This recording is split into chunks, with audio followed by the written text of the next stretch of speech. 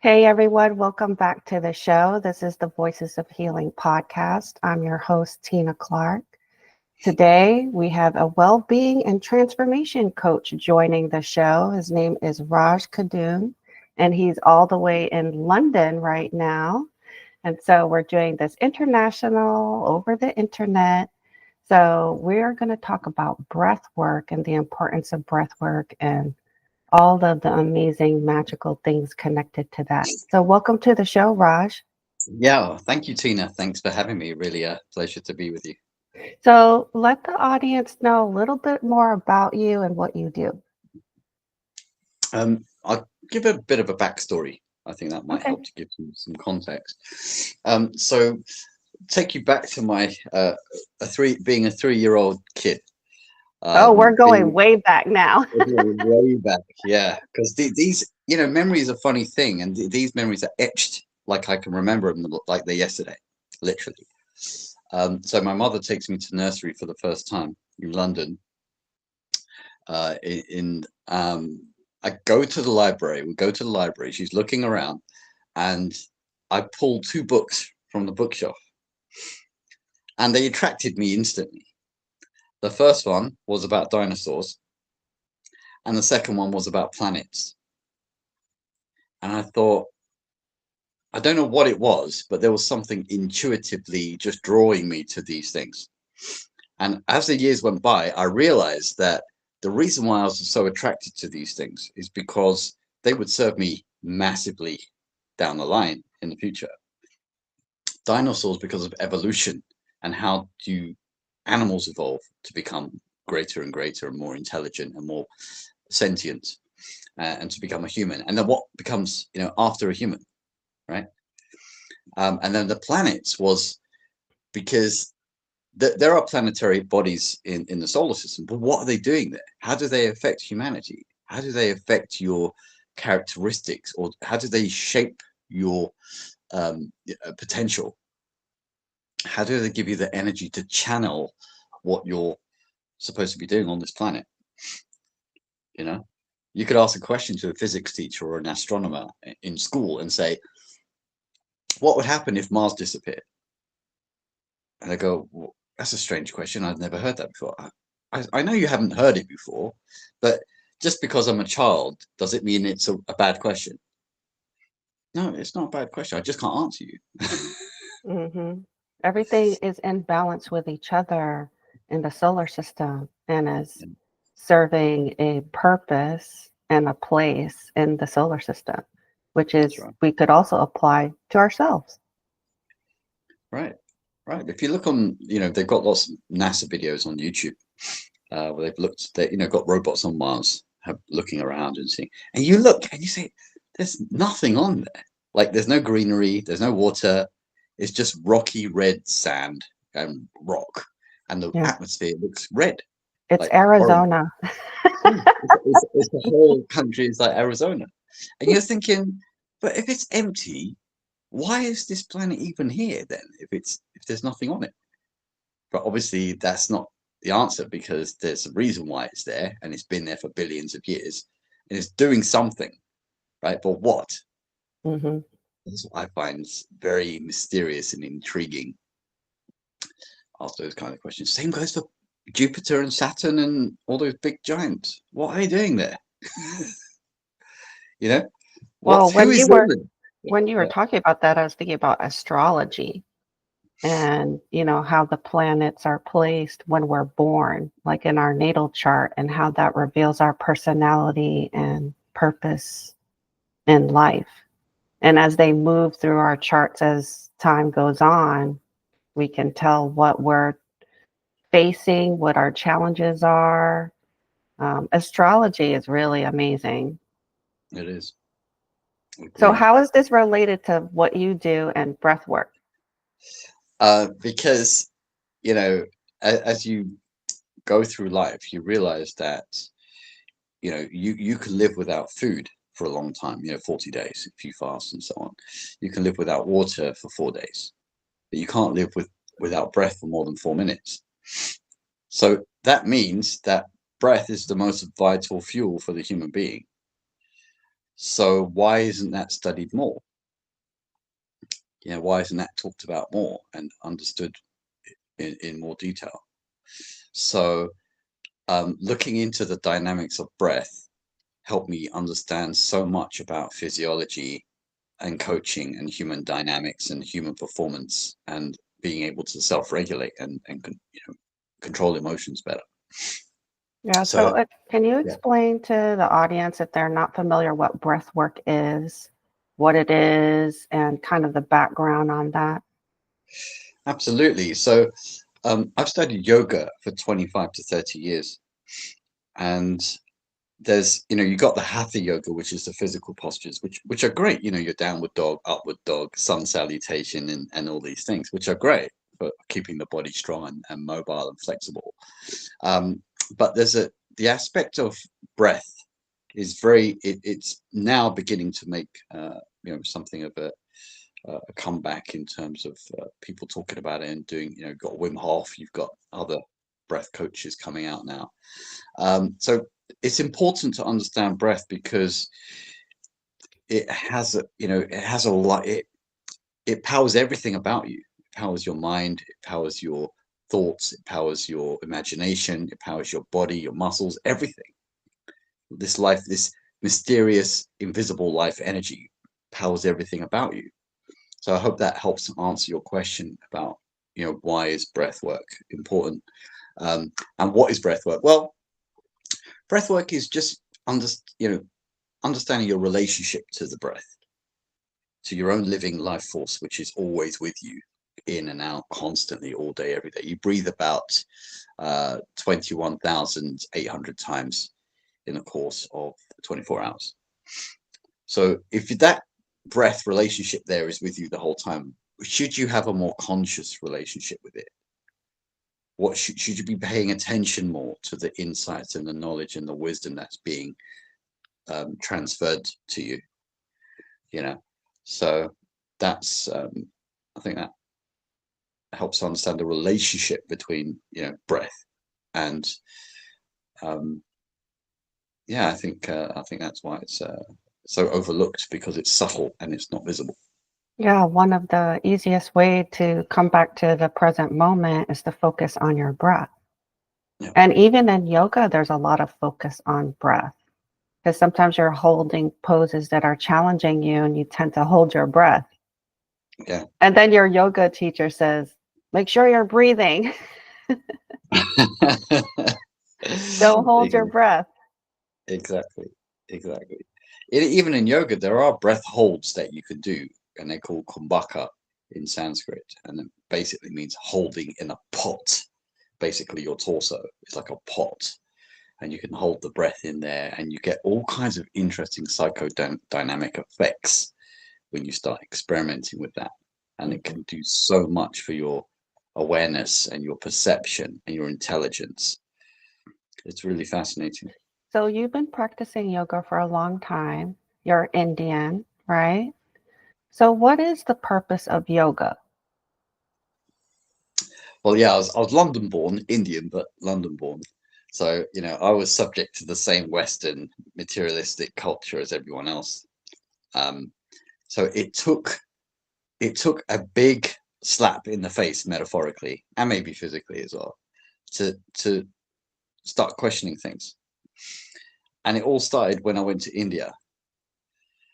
I went to India for the first time, and I thought I knew a lot coming from London, but then I realized actually I don't know anything about who am I, where am I going, what is this all about, who made this planet, who made my brain, right? I'm looking Yeah. at myself, why do I have 5 fingers? Like, what is this? Like, I started having this strange conversation with myself, like I'm outside of myself, talking to myself.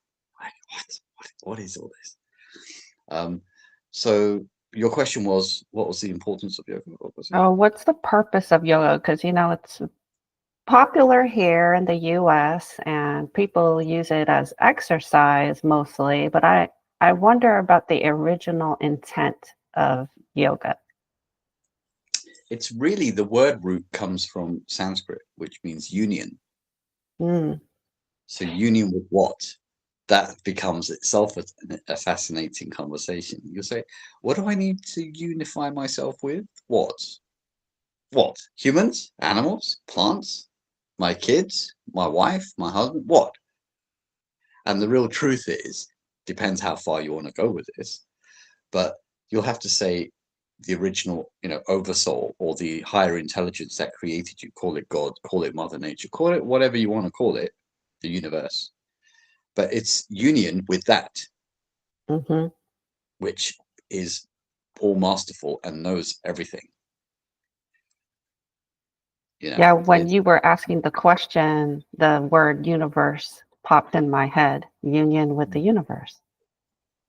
exactly So yoga can be used as a practice to connect and unify with the universe. correct. I love that. Absolutely.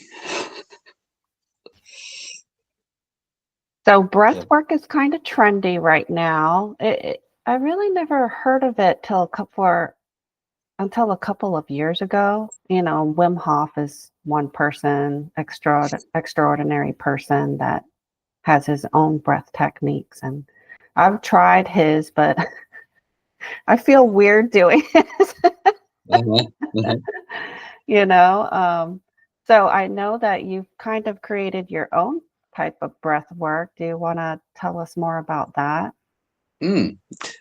When you say you feel a bit weird doing it, what is it, because of the vigorous breathing through the mouth, is it, or that is too long, or what do you find especially weird about it? I did the fast breathing, I find strange. So, and I know that he does a lot of like cold plunging things, which sounds Mhm. great, but I don't think I'm ever going to do that. Yeah. I No, I yeah. know it can be beneficial, and I think it can actually cure anxiety or depression. But since I'm not anxious or depressed, I think I'm good.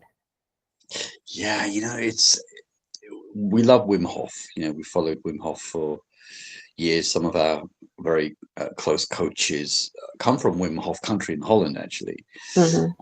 and we've trained some of the Wim Hof coaches as well, because they wanted to check out what we're doing and how does it compare and contrast with what Wim Hof does. Wim Hof has done a fantastic job of raising awareness, and because he had to go through certain struggles, real life struggles, himself and his family and so on, he had to find a way to manage the pain and the anxiety and the stress, that the depression that came with all of that. So you're right, on in terms of the cold plunges. Most people that we've talked to, even some of the people who have practiced Wim Hof, they don't do it as regularly as they feel they should. Um, so in the UK, where it's a wet and damp country and pretty, uh, damp most of the time and cold and so on, and I don't think people are particularly keen to do cold plunging at all. Um, but it's it's a question of, does it work for you? Is it something you could sustain daily? You know. So back to your question, you were asking about the one that we've originated. Hmm. So this is called the 3-3 Metaverse Breathing Method.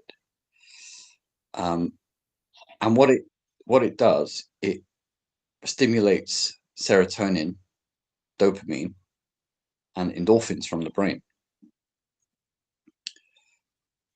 So endorphins help to reduce pain. Serotonin and dopamine are happy feel-good hormones. And this method also activates the vagus nerve,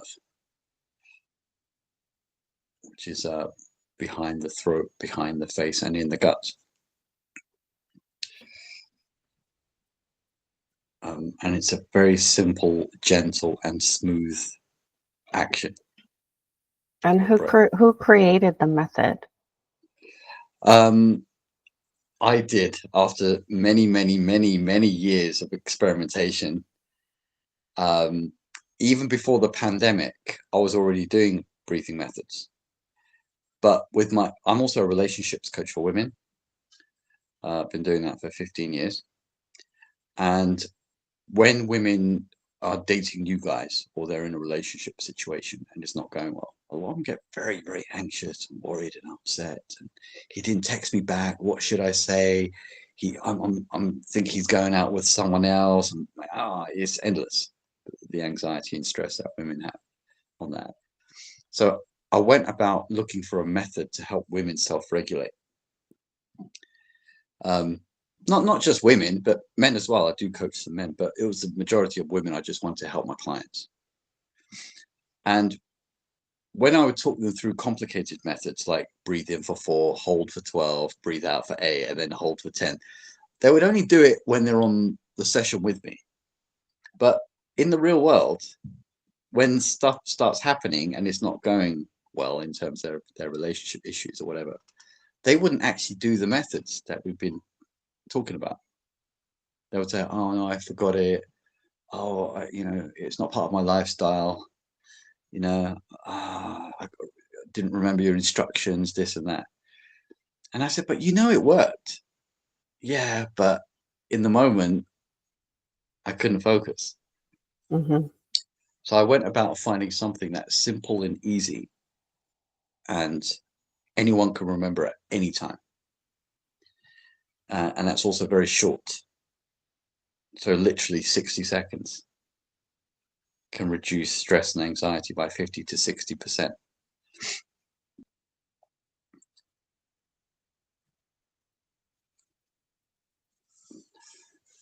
Well, I don't practice. Well, I'm not going to say I don't practice breath work, because I think when we met previously to talk about the show, I was talking about Reiki and how I use the breath to focus the Reiki practice. So, and it helps to keep that energy flowing through your body while you're giving Reiki. So even though we don't really focus on breathing techniques in Reiki, or when I teach Reiki, it is actually part of it, I find, as a practice. It also helps me stay focused and grounded and present with the person that I'm working with, which you need to be if you're giving Reiki. Absolutely. Yeah. Well, can we try it? Absolutely. Will you guide us through your 60-second 3-3 Metaverse Breathing Method? Yeah, absolutely. Why not? Okay. So it's very simple. It's very gentle. It's soft, and a tiny bit of background in terms of the lifestyle that people lead in the materialistic Western world. Everything's like go, go, go, busy, busy, busy.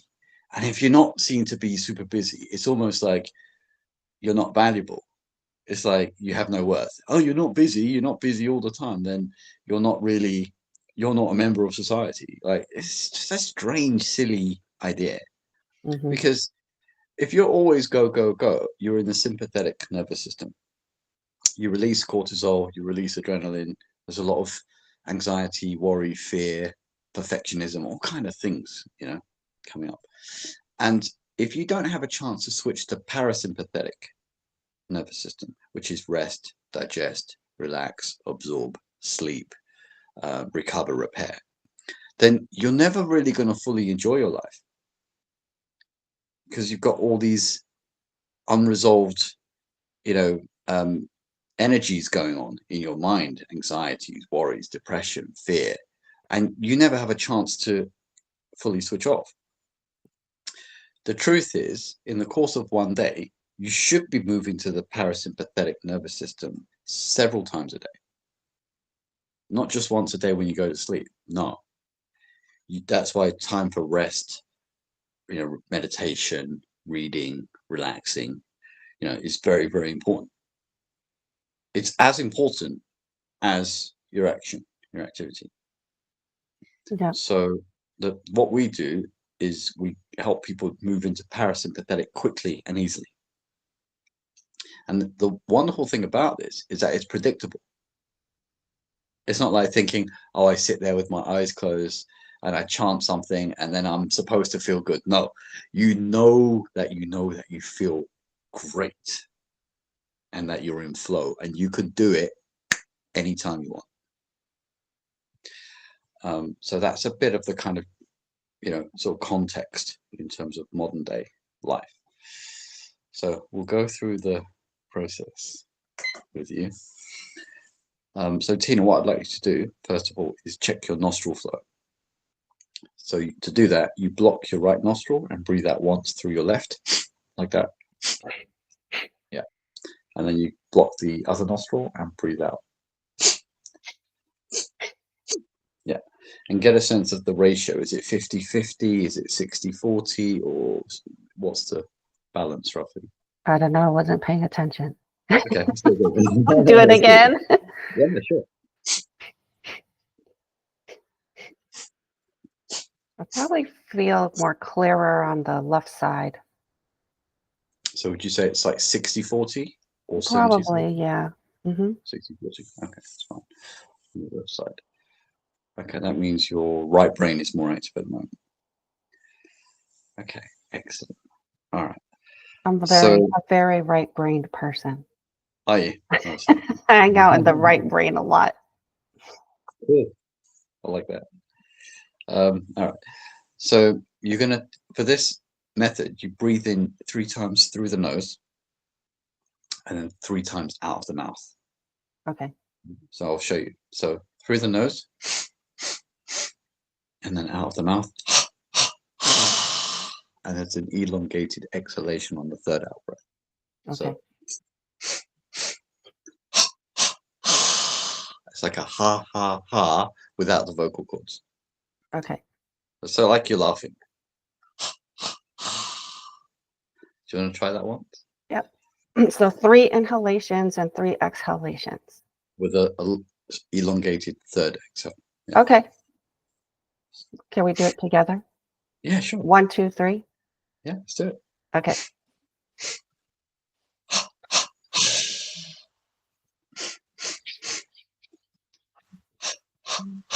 Open the mouth a little bit more. So you're like, when you're laughing, ha ha ha. Ha ha Okay. ha. Right? Okay. Like that. All right, so we'll do it for a minute together. Okay. Try it once more for me so I get the sounds in. Okay. That's better. Comes from the back of the throat. Okay. Okay, it's really important because you'll see what happens as you build it up. It has a compounding effect. Okay. That's why it's important to get that right. So we'll for this one, we close our eyes, right? And I just want to ask you first, how do you feel on a scale of 1 to 10? 1 being you don't feel good and 10 being you feel amazing. What would you say? I would say a 7. 7. Okay. No worries. So we'll do it for a minute together. Keep your eyes closed the whole time. Nice, gentle, relaxed, rhythmical, no pressure. Okay. All right. Let's go. 3, 2, 1, and go.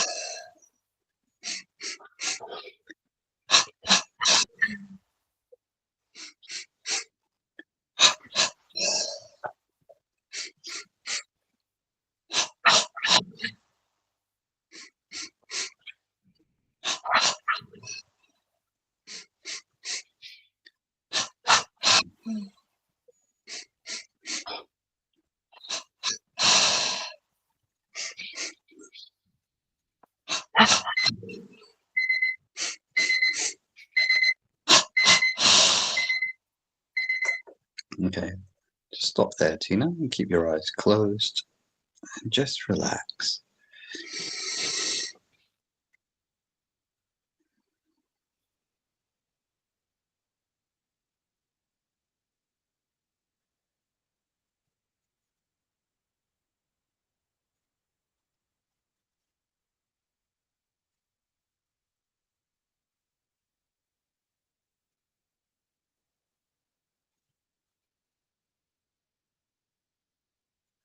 Just observe gently what's happening within. Just relax.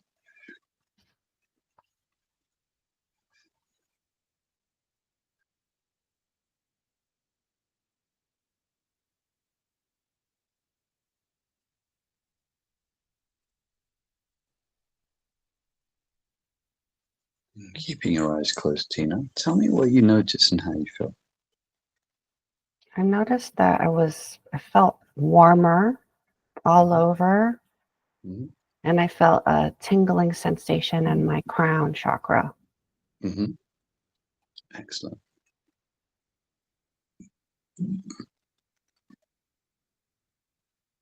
The tingling was where? On the crown. Oh, okay.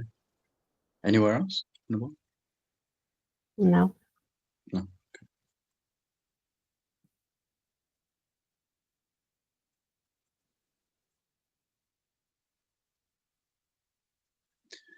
And do you feel any cool sensations around your nostrils, around the sinuses, temple, eyes, anywhere? No, I feel more around the shoulders, actually. Uh-huh. Yeah. Interesting. And did you feel your heart rate slow down a little bit? I think so. I feel calm now. Yeah. Good. And that mental chatter that we all have in this busy, busy modern world, sort of monkey mind, has that reduced a bit? Hmm. All I'm focusing is on your voice Uh-huh. and how I feel. Good. So that kind of chatter has maybe decreased a bit. Hmm. Yeah. There's no chatter. Wow. That's something most people find very difficult to deal with. That's when we help people with insomnia. It's Hmm. often because they have this endless mental chatter, sort of disturbing them. Well, I've been practicing meditation for 15 years. I've been practicing Reiki for 10 years. So I've reduced my mental chatter Right. immensely. Yeah. There's a lot of people who haven't practiced that long, Hmm. and they're always, sort of wondering what to do, and they take all kinds of pills and stuff, diagnosed by a psychotherapist with all kind of issues. So when we do this with them, they realize that, can switch that monkey mind off pretty quickly. Okay. Did you notice a slightly growing awareness beyond the body, like an expansion of mind? Did you notice anything like that? No. No. Okay. And on a scale of 1 to 10, you said you were feeling a 7 earlier. What do you say you feel now? 10. 10. Hmm. Yeah. And how surprised are you at how quickly this worked, given that you only did it for 60 seconds? I'm not surprised, Mhm. All right. but hopefully listeners out there that participated will notice a huge difference. Yeah. Overall, would you say you feel pleasant? Hmm. Yeah. And you can imagine if you've just done this for a minute, what do you think would happen if you did it for 2 or 3 minutes? Oh, I'll probably float away in space and walk around on Mars. Exactly. exactly. And people that we coach who have maybe bipolar or ADHD, when we do it with them for a bit longer, they realize that, oh, I actually feel really good, and there's no mental chatter. Um, and they didn't need to take a whole, barrage of prescription meds. Hmm. All So you had to do was breathe for 60 seconds. It's very short. And then you spend a few minutes with your eyes closed, connecting to how you feel and keeping that energy lasting, that yeah, calm energy. yeah. So do you feel like you're in a state of flow right now? Yes. Yes. You see, this elusive flow, which so many people talk about, people tell us they go for a 200-hour yoga retreat in Chiang Mai or Goa or wherever, and Hmm. they come back. And when we coach them on this method, they said, but that's what I was looking for, that meditative flow, which was effortless. I didn't find it when I went to the meditation centers. So this is because you're releasing endorphins, serotonin, and dopamine from your brain, as well as activating the vagus nerve to switch you into parasympathetic. I And love it. yeah, So, everybody out there is listening, practice this for 60 seconds and then work on longer if you feel needed to, especially when you're stressed out, right? Because you can do this anywhere, or if you're in the office, go to the bathroom. we're teaching corporates. It's interesting you say that because we think we believe, and it's a bit of paradigm shifting in society. Why should we not, as a company, understand the dynamics of breath and all do it together? Why do I have to run off to the toilet to do that privately? That doesn't. What if breath you breathe, I breathe. You're a human, I'm a human. Why can't we do this in the boardroom, all of us? What's the problem? Is there something Right. unhygienic going to happen, or some disaster? No, Yeah. you're all going to feel good. You're all going to get in flow. Your creativity will heighten, and you'll all feel happy and peaceful within yourselves. So that's why we're trying to break the old habits and get people feeling well together. You do your best work when you genuinely get your emotions in a positive flow. Right. So So you've taught this to companies or?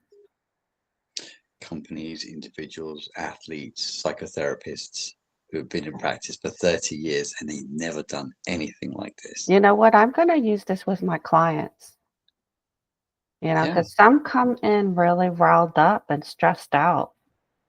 And so if we could just do the 60 seconds of breath work and then do the Reiki, we'll get them in, that calm state of mind and body. flow state. Yeah, Yep, the flow state. yeah. And you can So always, when you yeah. were little, you talked about the dinosaurs and the planets, and when you went to India, you asked some very big questions. So I noticed that you are the kind of person that you're a big thinker. You think about big things. And I am too.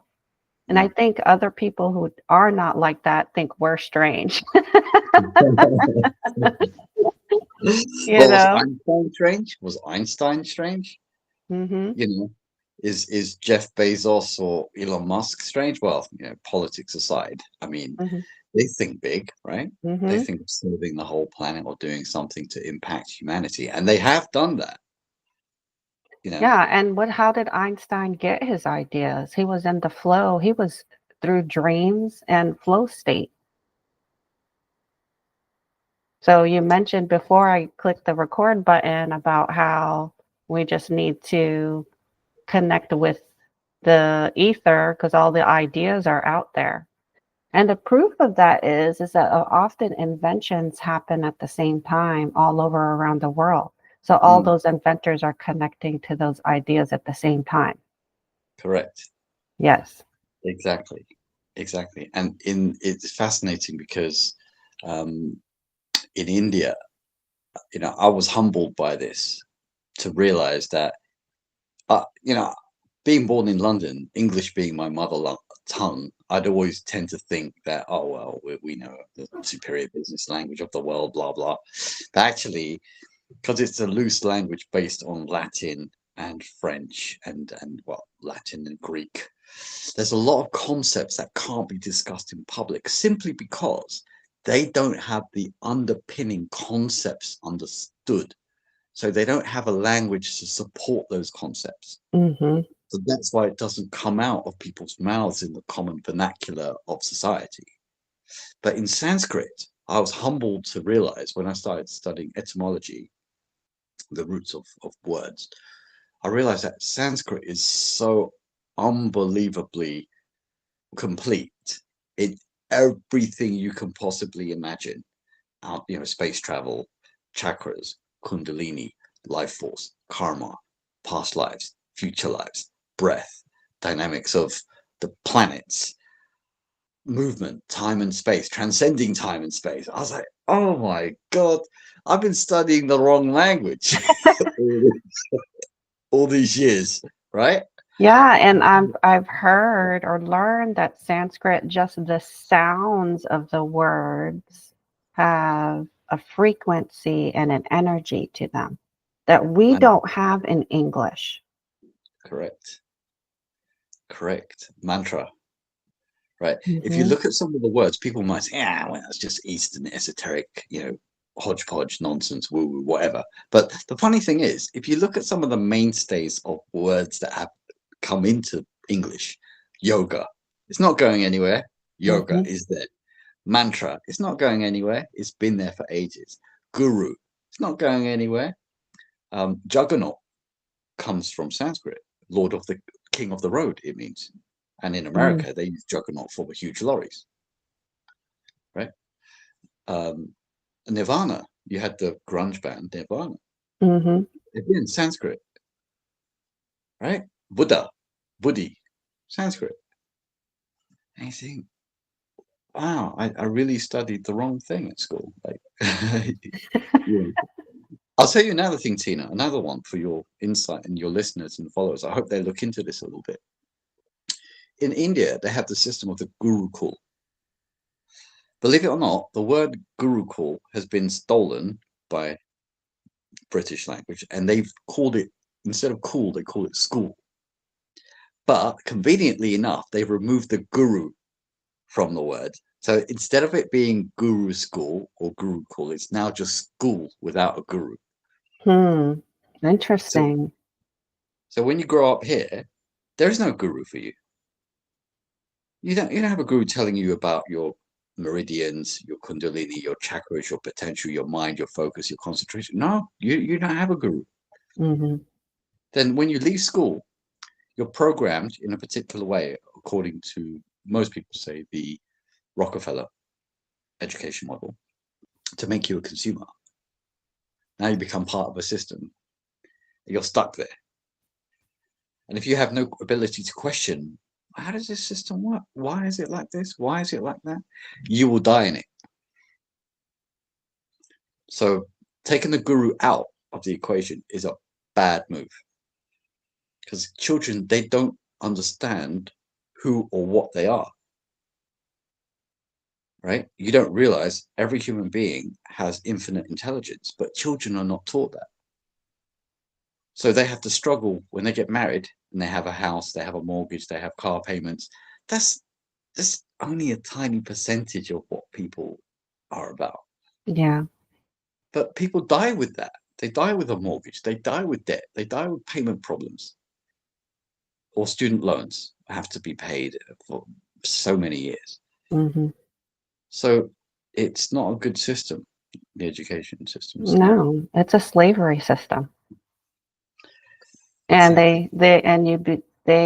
you're in school to learn ridiculous things that are not useful, that take up your mind space, and you become a good little worker and consumer.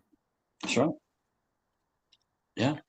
So I'm hoping for a society where we move away from this, and we should have lots of free time. We shouldn't be working all day, every day. And my thing is, if I was born here, why do I have to pay to be here? Good point. It's a very good point.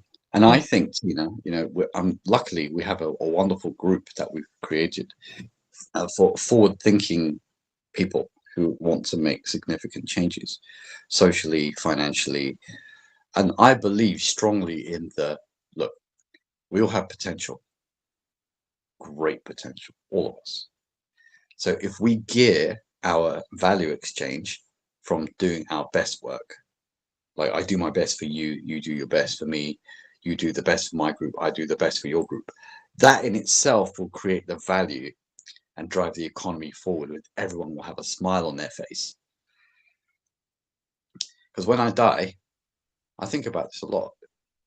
I don't want to be regretful that I didn't learn enough. I didn't make enough effort in the right thing. It's not that we don't have potential. We do. We just need to focus on the right things and get together with the right people with the similar mindset of win-win, gain. Everyone gains. No one loses. No one's supposed to lose it. You lose when you don't follow certain principles and you don't realize that you're supposed to be following certain principles. What are some of those principles? For example, have you read Stephen Covey's book, Seven Habits of Highly Effective People? I don't think I have, but I know the book. Yeah, it's very famous. You can easily look up snippets on YouTube and so on. But he says, there are 5 life areas: physical, financial, emotional or relationship-based, mental, and spiritual. And if you're not improving yourself in all of these areas, preferably on a daily basis for 1 or 2 hours a day, you're always going to be falling behind in terms of the value contribution you can make to your neighbor or to your family member or your friend or society. And this system is not taught in school. That is why people fall so far behind the 8 ball that they can't catch up later in life because they've got now the wrong habits compounding the wrong way. Mm-hmm. And they're further and further off track. See, that's why I have a huge amount of compassion, because if you're not taught these things and you can't enact them, you can't realize the results of the correct actions and principles that you've already laid down in the past. You can't suddenly plant a tree and expect it to bear fruit when you're 65. It's kind of too late then. Mm-hmm. Got to do it early, preferably in school, and understand how this whole thing works. And then you can have a fruitful, enjoyable life where you're really living from your heart, from your potential. Yeah. And I think spiritual, to me, just because I'm very spiritual and a lot of my practice is spiritual, we need that. Spirit is like food for our souls. And we need to be feeling that we are divinely connected and that we can connect to the divine and that we are part of the divine, whatever that means for you. Yeah, exactly. Yeah. And if you don't have that connection, you will never be happy or fulfilled. Correct. And, what do? It's those people who know these things who get together and create the new curriculum for the school. I looked, because I was curious about evolution. I looked at, why do humans suffer? Why do they have disease? Where does disease come from? I asked these questions. People say, you're mad. Like, why are you asking such crazy questions like that? You're not a doctor. I said, no, but I'm a yogi and I'm determined to find the answers. Mm-hmm. So my research can be as valid as any doctor or any neuroscientist. Why are we coaching psychotherapists and they're not coaching me? Mm-hmm. Because we have some knowledge that they have no idea about. So when I started studying the medical system and the body, I realized that it actually is very powerful. It doesn't need that much in terms of food, in terms of, items. You don't really, it's not, the body's very powerful itself. I haven't taken medicine for 20 years. I haven't seen a doctor for 20 years. either been to a hospital, had an MRI or an ultrasound or an X-ray for 20 years. And it's all because I use natural methods of breathing for healing and energy and pretty much everything. And I'm trying to teach people that so they can get out of the worry and the fear basis that hospitals and doctors can give you, out of ignorance or out of the hidden agenda or whatever it is from big pharma. I don't want people to suffer like that. It's not necessary. Yeah. I think it's interesting you say that, because even as a child, I remember in the 80s when in Africa, all these people were starving. And I remember thinking, why? Why can't we send them food? Don't we have enough money in America to help this country? And then as I grew older, I realized this is on purpose, that we could solve all of these problems tomorrow. And it's not for a lack of money. No. If we wanted to. Or if our leadership wanted to, which we need to kick our leadership out and take over. You said it as an American. I didn't say it, because if I said that, then people say, "Oh no, but you're not American. Blah, blah, you're not allowed to say that." But, Yeah, and we, I'd be honest, this is why I'm doing this podcast, because Americans were in dire straits. Mentally, our mental health is terrible, and the solutions for that, there's no solutions, by the way, good solutions for that. And our medical system's just making us sicker and sicker. And, we're in trouble over here. And I don't know what it's like in the UK or, the rest of the world, but our food quality is terrible. So we have a lot of problems to overcome over here. it's the same. Like, for example, as a relationship coach, what I find really terrible is the 50% divorce rate in America, in the UK, in Canada, in Australia, and so on, English-speaking world. And I think, how can it be that the English-speaking world all have a 50% divorce rate? There's got to be something in the lifestyle. Let's look. Netflix and junk food, less ability to communicate and make eye contact between the spouse, husband and wife. The kids also just bear the brunt of whatever. Just thrust a smartphone into the kids' hands at 2, 3, 4, 5 years old to shut them up. This, right? And they become addicted to it. And then the parent says to me, "Oh, the kid won't leave his iPhone." Well, who gave it to them, Einstein? Right? Take it away. Why did you give it to them in the first place if you didn't want them to be so fastidiously attached to it and addicted to it? You put it there. And, "Oh, but I was busy." Yeah, of course.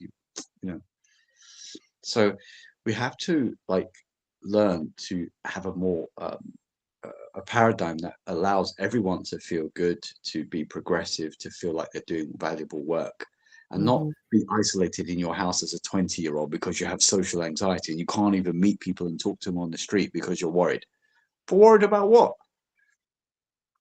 If you're in a bad neighborhood, okay, I understand that. But a lot of people, they're not in bad neighborhoods and they have social anxiety. You can't leave the house as a 20-year-old.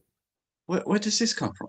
You know what? Here's the PSA. Everybody has anxiety, and everybody feels anxious about meeting new people. But it's, you get over it. You move through the fear and anxiety and get out there and meet people. Yeah. And it's worth it. Absolutely. Yeah. Absolutely. When you do yoga and you have yogic knowledge, you begin to realize that everyone is the same, actually. Oh dear, did I say something controversial? You have a brain, I have a brain. We're all humans, and we're beings. We're not doing. We're not human doings. We're supposed to be. That's right. And we have that awareness. I also want to say, Tina, that you mentioned a very important point about you've got issues in America. We have issues in the UK. Every country has their challenges. The method that you just did with us, people who have insomnia or sleeping disorders, when they do this with us, within 30 to 90 seconds, they fall asleep. Wow. No meds, no prescriptions. Mm-hmm. And they're like, oh, they'll sleep for 6 hours straight. And they're like, I haven't slept that deeply since I was a child. And I said, and they asked me, how is this possible? How? I took all these meds for 10, 15, 20 years. I thought I had it for life. I said, no, you didn't know how to release all of these hormones from the brain and activate the vagus nerve at the same time. That's why. That's interesting that you say that, because for Reiki, there's different levels, and there's a level 1 where you learn to give Reiki to yourself and others. And practice is very important. So a lot of Reiki practitioners, they'll Reiki themselves at night. And I think it does the same thing, that in the middle of giving themselves Reiki, they fall asleep. So interesting. Mm-hmm. How do you do that, actually? Is it because you put your hand somewhere, or the way you think, or how does that I look? think because you clear your mind and focus on pulling the energy. The Reiki is universal life force. So you pull that energy down through your crown into your heart and out your arms and hands into yourself. And so I think that focusing on yourself and letting that energy pull into you clears your mind, calms you down. You go into the alpha brainwave state, which is the meditation and relaxation state, and then they fall asleep. Right. But not everyone's into Reiki those. trained. Yeah. They're not into those self-care practices. Yeah. So if anybody out there's having trouble sleeping or falling asleep, try this 3-3 method, and then message me or Raj and tell us if it worked. We would love to hear it, right? Yeah, absolutely. 770 million people globally with insomnia. Wow. That's 1/10 of the world's population. I always thought, because I've only had like insomnia. I never had like long-term insomnia, but years and years ago, I had trouble sleeping, and I thought, let me reach out to people that I feel I have unfinished business with. And I did. I reached out to a bunch of people, and I learned that someone significant to me was getting married. And I didn't know about it. And when I learned about that, I talked to him.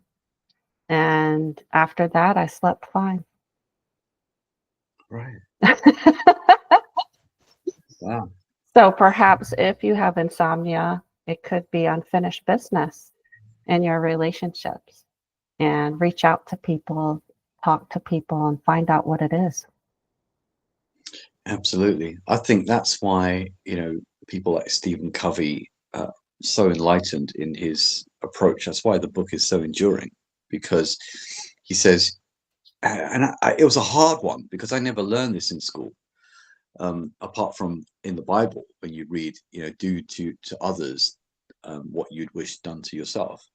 Which Confucius also said. Yeah. The exact same thing. Exactly. And there's a very deep metaphysical transcendent reason why. Because when you help others the same as you help yourself, you protect yourself from future misery. Yes. So the more you help others, that energy comes back to you multiple times. Correct. That's Yeah. why. Do you see how interesting the dynamic of this is? Because if I always intend to do good for everyone, I'm always going to be happy because I'm going to have a constant stream of positive energy coming back to me from all angles. Mm-hmm. But if I have some conflict or inharmony within myself and I project that onto people, that's going to come back to me. Mm-hmm. And I'm going to wonder, why am I miserable? Why is this not working? Why is this person fighting with me? And I don't realize that it's all energy coming back to me because I put it out in the first place. Mm-hmm.